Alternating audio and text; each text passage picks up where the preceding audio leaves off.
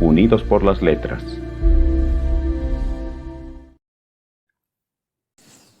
Capítulo 4. Lunes 25 de marzo. Mientras Cosmo estaba enfrascado con su cabeza dentro del plato, probando su comida, Dante ultimaba unos escritos que había estado pasando en limpio mientras tomaba un café. Apagó la televisión y llevó su plato a la pileta, donde lo lavó rápidamente. Se puso su sobretodo mostaza y su boina, y tomó el maletín con las anotaciones de sus pacientes. Partiría al consultorio para que no se le hiciera tarde. Al salir del edificio, el portero que estaba tomando mate y limpiando un espejo lo saludó. Era la hora en que solía salir a hacer algunos arreglos y tareas. Dante bajó la escalinata del subte D, frente al letrero que decía «Trenes a Catedral». Comenzaba otra semana. Terminó de bajar las escaleras y buscó en su abrigo la tarjeta SUBE para poder pasar por los molinetes, que estaban junto a la boletería. La gente circulaba pasando junto a él, con normalidad, aproximándose al andén. Muy pronto llegaría el subte. Dante apoyó la mano con la tarjeta en el molinete, y entonces sucedió algo muy inusual. Por un momento, el piso de baldosas, la boletería, la gente, el andén y todo a su alrededor simplemente desaparecieron. En su lugar, todo quedó en blanco, como una limpia hoja de papel, pero fue por un instante. Dante atravesó el molinete y se encaminó al andén, y al lugar donde había vuelto a aparecer el entorno y toda la gente. Había sido una sensación muy extraña, y todo tenía un aire de irrealidad. Entonces, cuando él pensaba que todo esto no debía ser nada, arribó el tren al andén. Vio fugazmente el rostro con un tupido bigote del maquinista. Arriba de la ventana había un letrero con el número 12 y la frase Catedral. Ingresó y bien se abrieron las puertas corredizas. Estaba por sentarse en uno de los asientos disponibles junto a la puerta, cuando Dante vio a un hombre subiendo al tren, entre otras personas más, caminando trabajosamente con muletas. Tenía una camisa roja con líneas negras que formaban cuadros. Era calvo con una prominente barba negra. Se habían cerrado las puertas y ya avanzaba el subte por el andén, cuando Dante se apresuró a buscarlo y a ayudarlo a sentarse, apoyando las muletas a un lado. El hombre estaba muy agradecido y sonriendo le dijo algo a Dante, que no pudo entender por el ruido, pero no era un sonido común del andar del tren. Era un golpeteo y un ensordecedor pitido más que desgarrador y desagradable, y preocupante.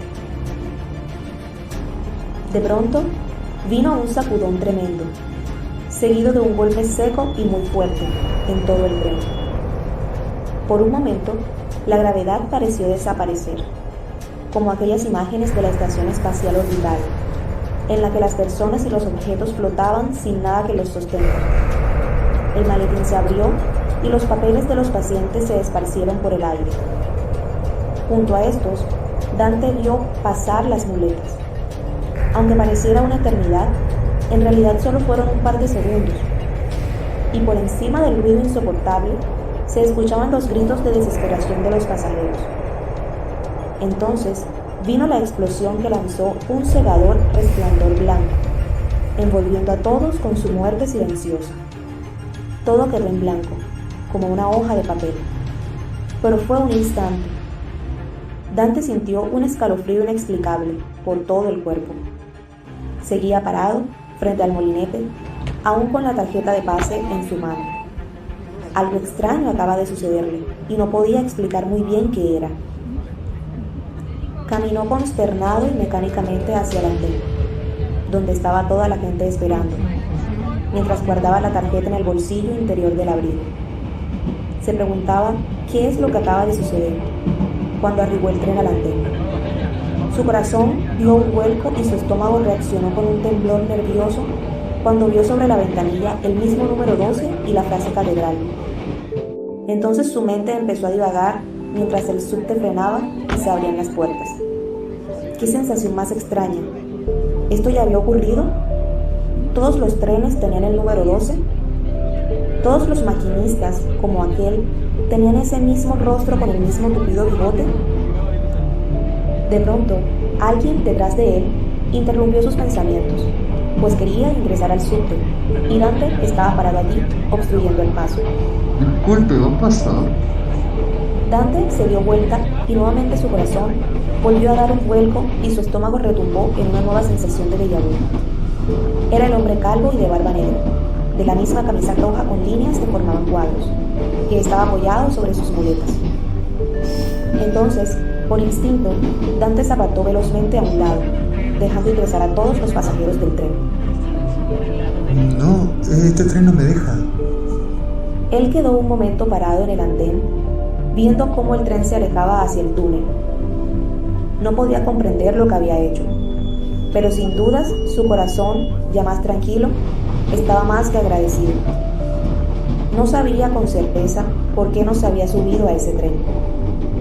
Dante, solitario, ascendió de regreso las escalinatas del subte hacia la calle, tras volver por los molinetes. Algo que usualmente nadie hacía, pues perdía el valor de su pasaje que acababa de usar. Una vez en la calle, se dispuso a cruzar la avenida Cabildo, hacia donde estaba la parada de Metrobús. Sabía que tenía tiempo para no llegar tarde al consultorio a atender a Sergio, pues la parada del colectivo estaba realmente cerca. Antes de llegar, se escuchó a la lejanía un chirrido espantoso y una gran explosión. Se divisaba humo y la gente comenzaba a agolparse, tratando de descubrir qué era lo que había sucedido. En algún lugar de su recóndita mente inconsciente, Dante lo sabía perfectamente.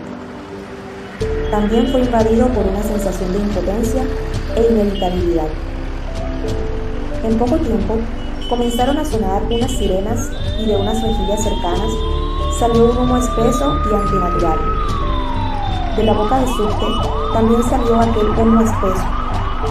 Empleados de la empresa del subterráneo y otras personas comenzaron a correr subiendo las escalinatas. Gritos, caras de horror por todos lados, corridas, ruidos. Dante y otras personas se acercaron. El tráfico estaba detenido y se escuchaban bocinas, de los que querían circular y no comprendían que algo acababa de suceder. Frente a la boca del subte y también en la esquina, ya había personal de la policía metropolitana impidiendo el paso de los curiosos y transeúntes. Al momento, otros más comenzaron a desenrollar una tira de línea de peligro para evitar la circulación. Con gesto sobrio, el oficial parado frente a un estacionamiento indicaba que se desvíe la circulación de la gente y que se disperse la multitud, para dejar espacio porque pronto llegarían ambulancias, personal de urgencias, médicos, bomberos y otros coches patrulla al lugar. La gente hablaba y preguntaba, preocupada. Muchos comerciantes de un kiosco, unas tiendas de ropa y un taller se asomaban curiosos. Se escuchaban más sirenas de ambulancias y bomberos que estaban llegando al lugar. A lo lejos, entre algunas columnas de humo, Dante divisó el metrobús que se aproximaba por el carril hacia el centro, que no estaba cortado, así que volvió a la parada para tomarlo. No quería llegar tarde al consultorio.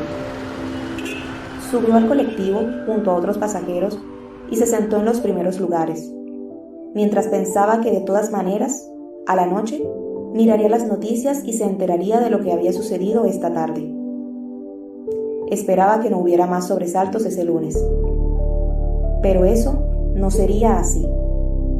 Dante descendió del colectivo y ya iba caminando por la calle Paraguay a 2400 cuando alguien llamó la atención detrás de él, con solo una palabra que lo sobresaltó al instante.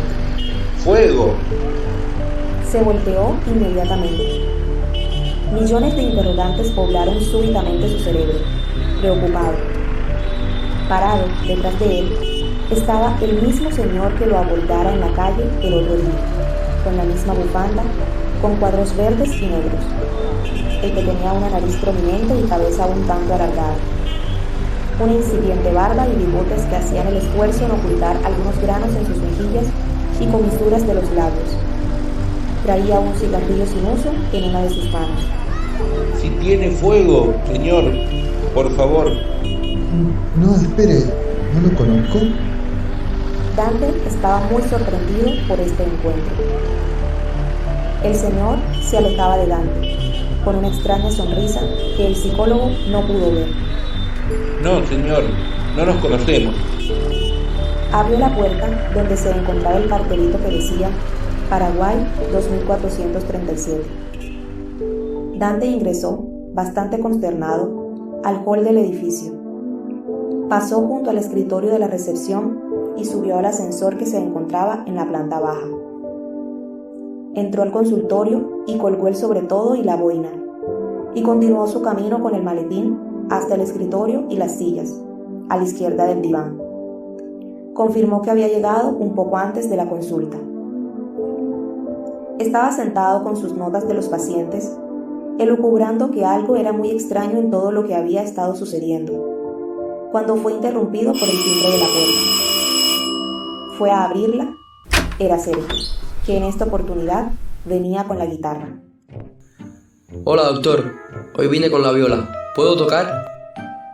Dio tan solo unos pasos y, sin esperar la respuesta de Dante, continuó con su seguidilla de pensamientos en voz alta. Ambos habían ido hasta el consultorio propiamente dicho. Sergio colgó la campera de cuero en el perchero detrás del respaldo del diván, junto al estante con el reloj, que marcaba las 15:10 horas, y se sentó allí mientras desenfundaba la guitarra.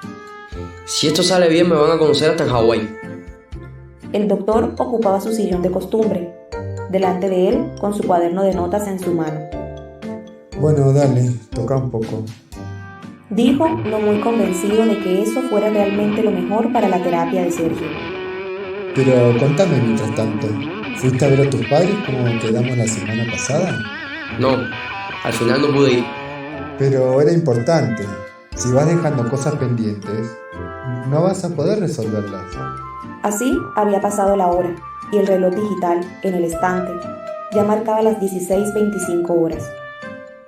Sergio acababa de guardar la guitarra y ya se estaba poniendo su chaqueta de cuero. Bueno, ¿quedamos en esto? Te vas a poner bien firme. Ya estaban cerca de la puerta, junto a los 2 sillones de la sala de espera.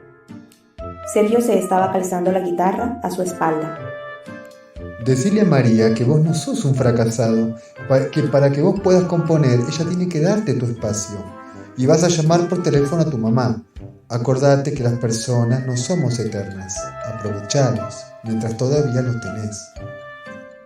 Dante trataba de ser bien claro con respecto a que su paciente era quien debía adoptar una postura determinante para poder encaminar su vida y lo que realmente quería hacer con esta. Sí, le voy a hacer caso, doctor. El lunes que viene le cuento cómo me fue con todo esto. Dale, hasta el lunes, Sergio. Se despidió y salió del consultorio por el pasillo en común con los demás departamentos. José Cermeño se encontraba afuera, aguardando su turno para poder entrar. Como siempre, estaba acompañado por su madre, que saludó y se retiró en cuanto Dante lo hizo pasar, cerrando la puerta detrás de ellos. Hola, José, ¿cómo estás? Yo, muy bien. Y acá, Antoine, también. José señalaba a su amigo inexistente junto a él. Una vez se ubicaron, el paciente en el diván y el psicólogo en su sillón enfrente, José acercó una silla para que la ocupe su amigo, que solo él veía y oía. ¿Le molesta si Antoine se sienta, como siempre, por acá? No, José, está bien. ¿Hubo alguna novedad en la semana que quieras contarme, José? Parpadeó y pensó cuidadosamente su respuesta por un instante. Entonces su rostro se iluminó y levantó su puño al aire, muy sonriente. Con la otra mano levantó su pullover, dejando ver una camiseta, azul y amarilla de un conocido club de fútbol que estaba debajo. Sí, hoy le ganamos a Racing 3-0. ¡Aguante, Boquita! Cuando el reloj marcaba las 18 horas, ya se estaba terminando la sesión. Entonces es muy importante que vayas a esas entrevistas de trabajo y que puedas mantener en secreto que Antoine va siempre con vos. Es fundamental que puedas ir adquiriendo tu independencia. Yo sé que cobras tu pensión por discapacidad, pero esto no es tanto por el dinero, sino para que vos vayas adquiriendo seguridad y valerte más por vos mismo, ¿te parece? Alguna vez puede ser que te encuentres solo y necesites saber cómo desenvolverte. El rostro recordete de José de pronto se llenó de aflicción. Me cuesta mucho, me da miedo, pero Adán siempre está conmigo y me ayuda. Me dice lo que tengo que hacer, dónde cruzar la calle, si me dan bien o no el puesto en los negocios. La contextura delgada de Dante le permitía moverse mucho más deprisa. Por eso ya estaba de pie frente al diván. En cambio, José se iba incorporando desde su lugar como en cámara lenta. Bueno, muy bien, José. El lunes que viene me contás cómo te fue con las entrevistas y qué ideas se te ocurren a vos y Antoine para irte independizando, ¿vale? Sí, dale. Bueno, nos vemos. José salió por la puerta del consultorio y afuera ya estaba la madre que tenía en sus manos un saco para él. Saludó con la mano antes de irse por el pasillo. Hasta el lunes, doctor Dante. Hasta el lunes, José. Antoine. Dante terminó de anotar algunas cosas de los progresos y temores que tenía José para enfrentar el mundo. Si continuaban así las cosas, muy pronto se comunicaría con Alejandro Gandur, el psiquiatra, para contarle un poco las últimas novedades y cosas en las que estaba progresando con José. Se puso su sobretodo y la boina. Regó algunas de las plantitas, incluida la que estaba debajo de la ventana, en el pasillo que daba enfrente de la cocinita. Tomó las anotaciones, las guardó en el maletín y finalmente apagó las luces del consultorio para emprender el regreso a casa, otra vez en el metrobús. Al llegar a su casa, encendió las luces y, como siempre, Cosmo lo esperaba ansiosamente. Era porque lo extrañaba, seguramente, o porque tendría hambre, o un poco de ambas, pensaba Dante mientras colgaba el sobretodo y Boy dejaba en el banquito el maletín y realizaba el cambio de zapatos por pantuflas de entrecasa. Bueno, Cosmo, ya te pongo tu comida en el plato. Vengo llegando. Luego de una agradable ducha para despejarse, Dante con su ropa de cama se preparó un puré con carne al horno y encendió la televisión. En su mente estaba planificando su día de mañana, martes.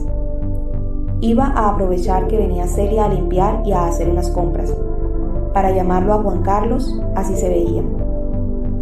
De a poco se le iban pasando los reproches por la muerte de su padre y la situación de la enfermedad de la madre.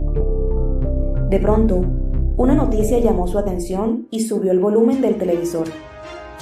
Había olvidado casi por completo que...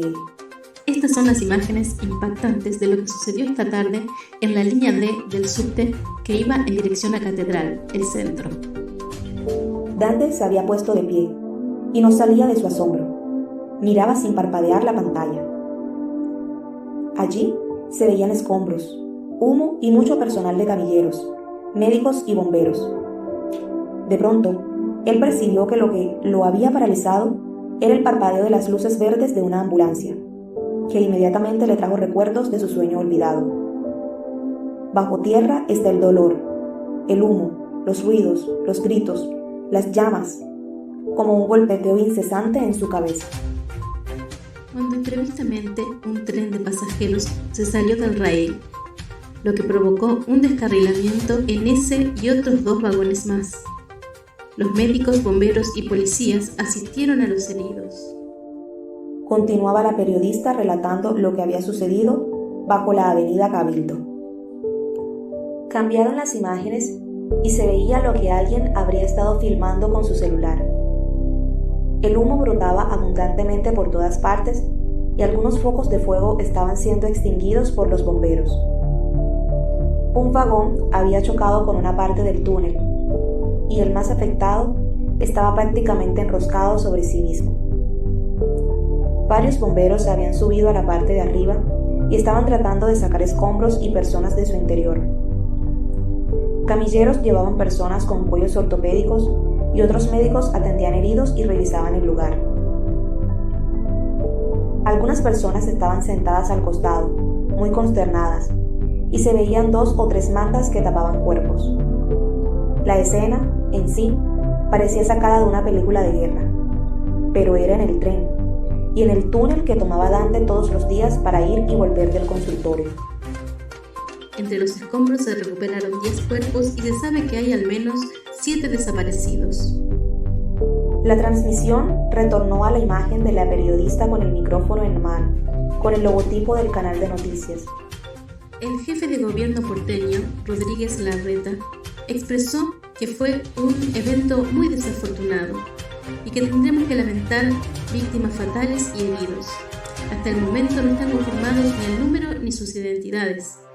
También debemos lamentar pérdidas por millones que el Estado deberá afrontar. En comisión se está investigando si Metrovías ha estado realizando las inversiones pertinentes en materia de infraestructura y mantenimiento.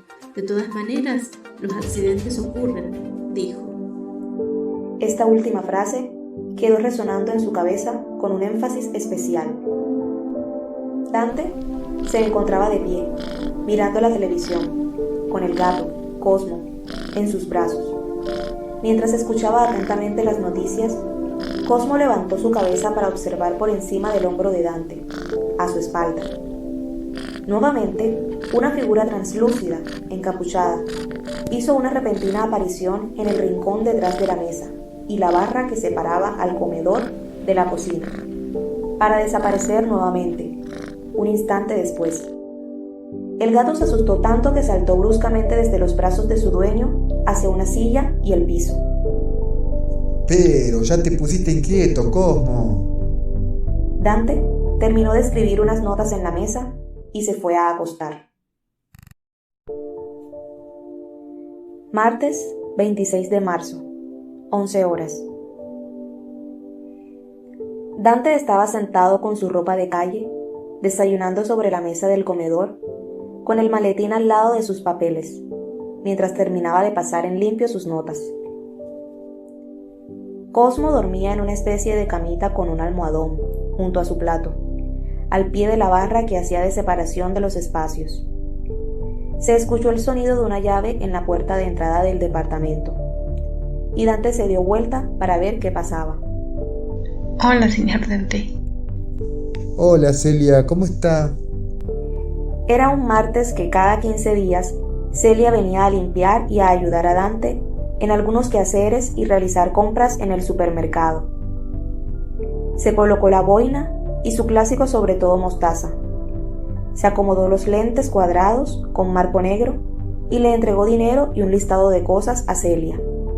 Aquí le dejo su paga mensual, un listado y dinero para hacer las compras. Yo voy a salir. Nos vamos a ver de nuevo en 15 días. Bueno, señor, nos vemos en 2 martes, como siempre. Cierro bien y no se preocupe por nada. Dante iba caminando por la calle Paraguay hacia Ascuénaga. Habían apiladas varias bolsas de residuos, pues estaba suspendida la recolección por varios días, y los vecinos necesitaban sacar la basura afuera, de todos modos. En esta oportunidad no llevaba el maletín con sus notas. Estaba haciendo su paseo quincenal para dejar a Celia limpiar y ordenar su departamento con tranquilidad. Tenía el celular en la mano e intentaba llamar a su hermano, Juan Carlos, pero este no contestaba. Seguramente, cuando viera la llamada perdida, se la devolvería. De todos modos, necesitaba despejar un poco su cabeza y pensar en los últimos acontecimientos. Iría a su habitual barcito de la avenida Santa Fe, donde servían un delicioso capuchino. Después de varios infructuosos intentos, finalmente guardó el celular en un bolsillo delantero del pantalón y dobló en la esquina donde estaba la óptica, hacia Charcas. En ese momento, alguien lo llamó desde enfrente. ¡Doctor! Era una mujer de unos 40 años o un poco más. Estaba muy maquillada en los ojos, labial fuerte y colorete en las mejillas. Su cabello, todo enrulado, llegaba hasta la espalda y caería completo sobre su rostro, si no fuera por el pañuelo negro a lunares que lo sujetaba en su cabeza. Vestía una blusa un poco desgastada, una pollera larga y unas sandalias de cuero calzadas en sus delgados pies. Un llamativo medallón colgaba de una cadenita en su cuello delgado. Parecía, literalmente, una gitana. La curiosidad hizo que él se acercara, pues estaba seguro de no conocer a aquella muchacha. Pero cuando cruzó por Azcuénaga a la vereda de enfrente, la vio mejor. Era... ¿No me reconoce, Dante? Preguntó divertida. Soy Carmen. Voy a su consultorio los jueves. Carmen. Ah, sí, ¿cómo está? Perdón. Rió nerviosamente. No la habías conocido. Que siga bien, Carmen, un gusto verla. La espero el jueves pasado mañana en el consultorio. Hasta luego. Dante regresaba sobre sus pasos y la saludó por encima del hombro. No quería ser descortés, pero no le pareció adecuado conversar con ella fuera del ámbito del consultorio. Esto lo ponía nervioso. Pero espere, doctor, estoy trabajando. Ella señalaba una puerta con el sello OM, que estaba al lado de una frutería. Encima de aquella puerta, un cartel con letras adornadas decía: Casa del Gran Tarot. ¿Gusta pasar mientras espero a los clientes? Y le convido un buen café. Sonaba muy tentador y como no tenía ningún otro plan mejor, aceptó la invitación de Carmen. Atravesaron una cortina hecha de maderitas colgantes. Delante de él, en un espacio en semipenumbras, había una mesa con 2 sillas, y Carmen le indicó que se sentara en la más cercana a él. Tenía un mantel con algunas figuras como talladas. Encima de esta, una cajita de madera rústica y un mazo de cartas sobre un paño violeta. Por doquier se apreciaban toda clase de ornamentaciones y decoraciones orientales, acompañadas de una suave música tranquila, con sonidos de la naturaleza. Se olía el incienso que envolvía con su aroma penetrante todo el lugar. Mientras tomaba asiento, la observó ingresar a una estancia pequeña, donde había una cafetera, velas, cuencos y otros implementos, sin dejar de mantener nunca la estética oriental. Perdón si fui un poco descortés. Es que en realidad es muy poco profesional entablar una relación con los pacientes, porque se pueden confundir las cosas y entonces... Sí, lo entiendo, doctor. Pero no vamos a casarnos. Ella reía de manera jovial. No, claro. Dante también se carcajeó, sonrojándose un poco. Carmen acababa de servir con la jarra de la máquina un café con un aroma exquisito en una taza, que apoyó sobre la mesa mientras tomaba asiento enfrente de Dante. Ya que entablamos una relación profesional, puedo atenderlo. Le puedo hacer una tirada de tarot. Ah, no, Carmen, no se moleste. Yo no. Carmen había tomado las cartas del tarot y ya estaba mezclando el mazo. Insisto, Dante, no voy a cobrarle. Ya sé que usted no cree en todas estas cosas. Para usted el mundo es blanco o negro. Dante iba a negarse rotundamente, pero no lo hizo. Primero porque le dio mucha curiosidad. Nunca tuvo, y pensaba que no volvería a tener la oportunidad de ver y escuchar algo como esto. Y segundo, podría ser importante para saber más cosas de Carmen y tratar de entender más completamente cuál podría ser su fascinación con todo este mundo, tan alejado y desconocido para él. Se decía a sí mismo, intentando justificar que en el fondo un poco creía en estas cosas, aunque sin querer admitirlo. Entonces, bebió un sorbo de su especialmente rica infusión y solo se limitaría a escucharla atentamente. ¿Y cómo funciona? Tiro las cartas Leo lo que dicen y canalizo más cosas que me vienen. Ajá.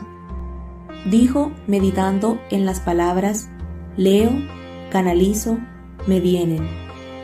La sonrisa de Dante dejaba entrever que no estaba para nada convencido ni de la lectura ni de la canalización, pero estaba dispuesto a seguirle la corriente, aunque le pareció apropiado indicarle su parecer y punto de vista. Bueno, igual para mí, las cosas que no se pueden comprobar, es dudosa su veracidad o su realidad. Bueno. Ella se rió, sabiendo que él le respondería de tal manera. Ahora piense en algo que quiera saber y corte el mazo, con su mano izquierda 3 veces. Es una tirada únicamente con arcanos mayores. Dante hizo los 3 cortes con el mazo, tan lleno de intriga como de incredulidad. Y entonces después me dice si he contestado a su pregunta.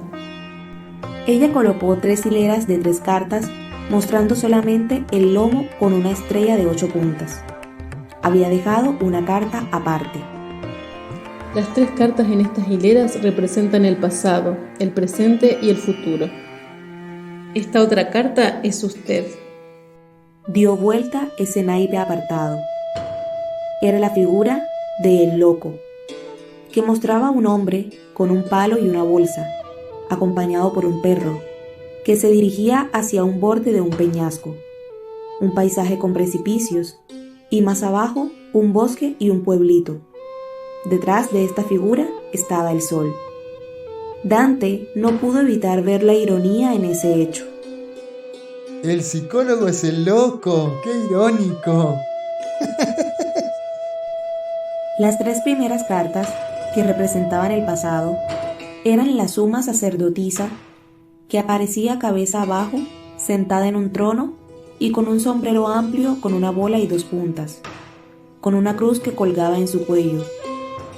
Luego el emperador y el hierofante. Las 3 aparecían como sentadas en tronos o unas sillas, dotando las figuras de solemnidad e importancia. En la carta del emperador aparecía la figura de un viejo con barba y un cetro de poder, con el 4 en números romanos sobre él.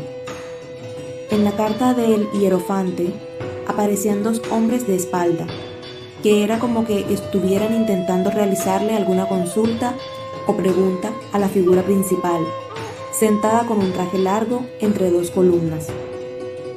Tenía sobre su cabeza una especie de corona y el 5, también en números romanos. Bueno, aquí tu madre aparece como al revés. Esto puede significar que ella ve la vida o la realidad de forma distorsionada. Cerca de ti hay una persona que te protege, que te cuida, pero está más allá. Puede ser tu padre o tu abuelo. También aparece un hombre que te guía, que se acerca a ti para ayudarte en un proyecto o en una situación complicada. Luego dio vuelta las siguientes 3 cartas. Eran el carro, el ermitaño y la rueda de la fortuna. En la carta del carro aparecía un hombre dentro de un pequeño recinto con cortinas, tirado por 2 esfinges, una blanca y la otra negra. Encima del carro se leía el 8 en números romanos. La carta del ermitaño estaba representada por un anciano con un bastón o báculo en una mano y un farol iluminando el camino por venir en la otra. Tenía una capucha y sobre él se leía el 9 en números romanos. La carta de la rueda de la fortuna era como un timón de barco apoyado en un diablo flotando en el cielo, atravesada por líneas cardinales y símbolos. En las 4 esquinas, ángeles y gárgolas aladas, leyendo unos libros, entre un cúmulo de nubes. A la izquierda de la rueda, una serpiente. Encima de la rueda, una esfinge con cuerpo de león y una espada en la mano. Sobre todo esto, el 10, en números romanos. En tu presente, ahora puedo ver que muy pronto llevará a cabo un viaje. Por las cartas se trataría de un periplo espiritual y cambiarán muchas cosas para usted. Si no hace el viaje ahora, muy pronto lo hará. No, Carmen, no puede ser. Tengo muchas cosas que resolver. No tengo ningún viaje en vistas. Lo que veo también acá es que aparecerá una persona mayor que va a guiar su camino. Le dará consejo y sabiduría. Puede que ya lo esté haciendo. Él no está a la vista, está como oculto. Puede significar también el surgimiento de la sabiduría interior. También veo que es como si necesitara hacer cambios en su vida, Dante. Dante, al suspirar escéptico, apartó con la respiración un pequeño cúmulo del humo del incienso. Mi vida es ordenada y meticulosa. No sé si deba hacer estos cambios que decís.